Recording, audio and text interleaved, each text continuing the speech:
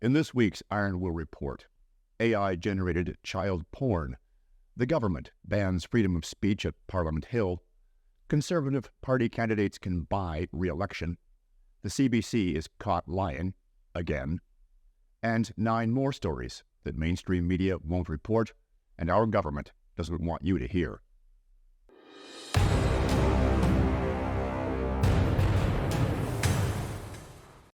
Uncensored AI chatbots are being used by pedophiles to create child pornography. The FBI warns that internet predators are using open-source technology to create sexually themed images that look real. According to a Daily Mail report, AI-generated images of child abuse are flooding dark web forums now that tech giants allow amateur coders to remove safeguards from their chatbots. Predators are even selling pornographic material along with pedophile guides to AI. According to reports, Facebook made its code public in February, with CEO Mark Zuckerberg claiming the move was positive for technology. Smaller tech companies followed. Apparently, YouTubers with more than 100,000 subscribers have been posting tutorials explaining how to create, quote, uncensored AI. According to the FBI, it has detected a spike in malicious actors using AI to create realistic-looking sexual images of children. Dark web users now have access to thousands of AI child pornography images, a phenomenon analysts have called a predatory arms race.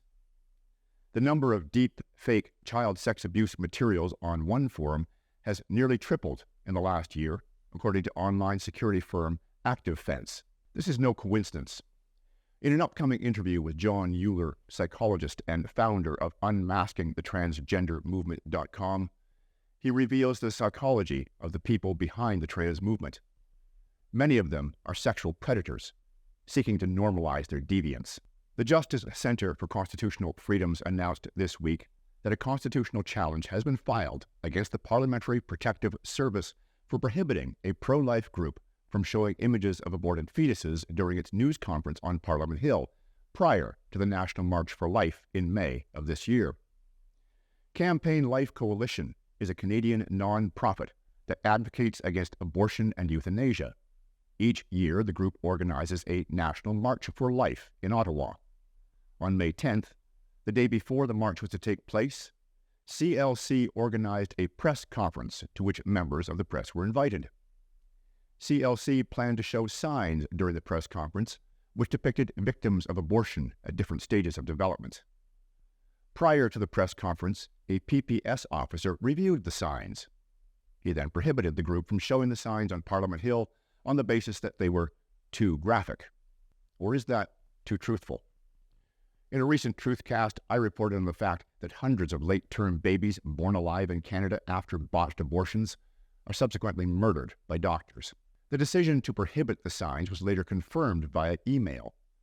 Referring to a policy, the General Rules on the Use of Parliament Hill, prohibiting signs on Parliament Hill that are obscene, offensive, or that promote hatred. That policy now prohibits signs or banners that display explicit graphic violence or blood. On June 30th, a notice of application was filed in the federal court on behalf of CLC and a woman who planned to hold one of the signs at the news conference. They challenged the constitutionality of the limits of the freedom of expression on Parliament Hill. The notice of application challenges both versions of the general rules for the use of Parliament Hill and the action by PPS to prevent the applicants from using the graphic signs to convey their message. The applicants asked the court to make a declaration that the policies and actions of PPS violated their charter rights. There's a certain irony to the fact that our government is currently spending hundreds of millions of dollars domestically and abroad promoting and facilitating a procedure it feels must be censored from the public eye, says Josie Lutke, a spokesperson with Campaign Life.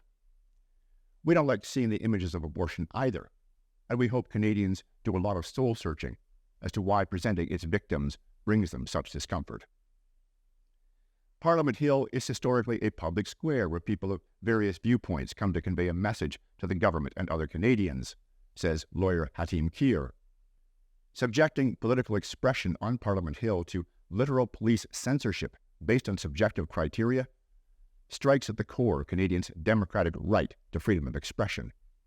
While I myself refrain from showing the images that CLC had on their signs, this is only due to the fact that this portion of my report is distributed on social media, where children might see the images and be disturbed by them. The images can be seen at campaignlifecoalition.com. One of my invaluable researchers brought to my attention last week that the Conservative Party of Canada has a system in place which allows any MP who can raise sufficient funds to be automatically declared as the candidate in the next election. According to party rules, any MP who can raise $15,000 in a year is guaranteed their position as the PC incumbent in their riding. The information was revealed in a fundraising email from Conservative MP Garnet Genuis. Importantly, the Conservative Party rules are that any MP who raises $15,000 or more in the previous year will be automatically renominated as a candidate in the following year. Last year, I raised enough money to secure my candidacy until the end of 2023. But with an election now possible next year, I need to raise the money required to secure my candidacy until the end of 2024. So that means raising another $15,000 this year. These funds will ensure my renomination and get us ready to fight the next election. What this means is that if riding party members are unhappy with their MP, it would be pointless for them to organize a challenge and propose another candidate. Party leadership will not consider any such proposals. If the MP fails to represent their constituents, they can still get re-elected. Or if the MP has become sufficiently unpopular, then they will lose in their riding, effectively handing it over to another party. I suggest you contact your constituency office to register your objection to this rule. CBC News says it regrets a story it published earlier this year claiming Alberta Premier Danielle Smith's office had contacted Crown prosecutors. Our state-funded broadcaster reported in January that according to anonymous sources, Smith's office contacted Crown prosecutors and pressured them to drop COVID-19 related charges and in regards to the 4 Coutts border blockade prisoners who have now been in jail for a year and a half on unconfirmed charges. Later, the CBC updated the story to clarify that it had not viewed the emails. Smith, her office, and Crown prosecutors denied the allegations. In May, during the Alberta provincial election campaign, an ethics report by Commissioner Margaret Trussler found no evidence of such an email. Following the report, the CBC, quote, re-interviewed its sources, who could not confirm that emails originally described were sent directly from Smith's office to the Crown.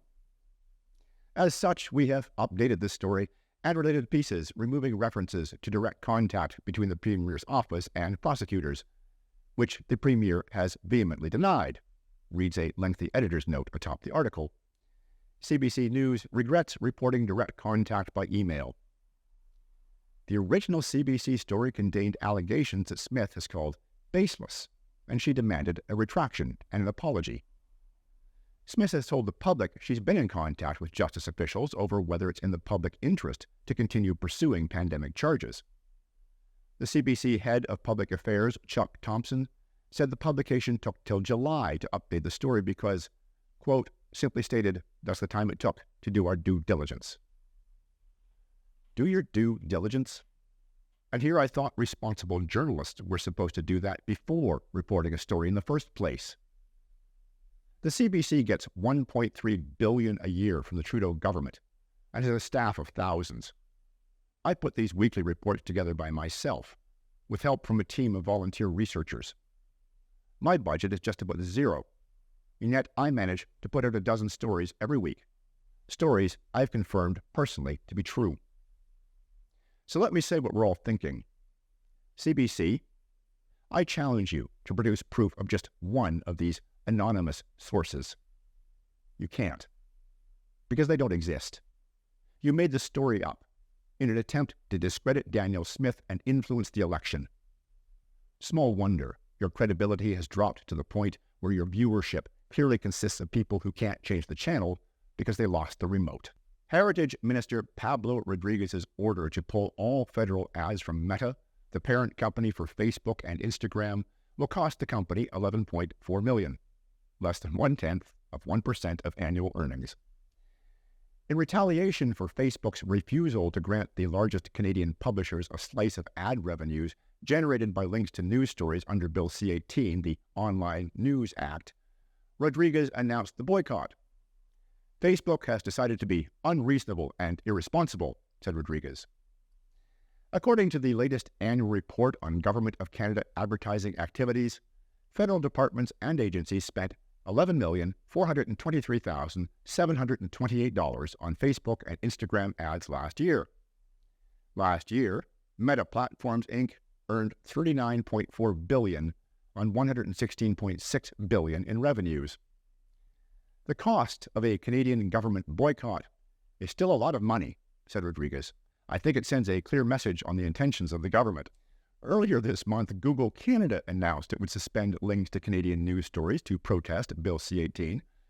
Minister Rodriguez yesterday said his boycott did not extend to Google since we are deeply convinced that Google's concerns will be resolved through regulations. Can you clarify exactly? Asked a reporter. I can't negotiate in public, replied Rodriguez. Federal advertising with Google totaled $8.8 million last year. According to Statista.com, Google revenues last year totaled $279.8 billion. That is all for this week's free version of the Iron Will Report. If you want to help us spread the truth, please subscribe to our channel, then like and share this video. Social media algorithms promote content based upon how many followers, likes, and shares they get. So please take just a few moments to do that and help us share the truth with others. I've made some changes at ironwillreport.com, so you can now get a full access 15-day free trial without providing your credit card information. So you can view the full news report plus my exclusive interviews at zero risk. Signing up takes less than a minute, and you'll be granted instant access. In this week's members' version of the Iron Will Report, the Ontario Health Insurance Plan is working to hide MAiD deaths. 158 complaints of foreign interference strangely were not investigated by the government. Yet more bad climate data. An Australian geologist completely destroys the climate alarmism narrative in just 3 minutes. Biden's government is banned by a U.S. court from contacting social media representatives. A new Aboriginal loan program that will once again provide zero benefits to Indigenous peoples. The alarming number of Christian churches that have been burned and vandalized since the CBC's false announcement of unmarked residential school graves in Kamloops, and the woke finally turn on their own. On Sunday, an interview with Dr. Mark Troese and his lawyer Michael Alexander on the sham hearing by the Ontario College of Physicians and Surgeons over the suspension of Dr. Troese's license. Then on Wednesday, an interview with Dr. Roshne Killian on her new non-government-controlled health centre in Ontario. Dr. Killian was one of the first to walk away from her job in protest of the vaccine mandates. Her license, too, was subsequently suspended.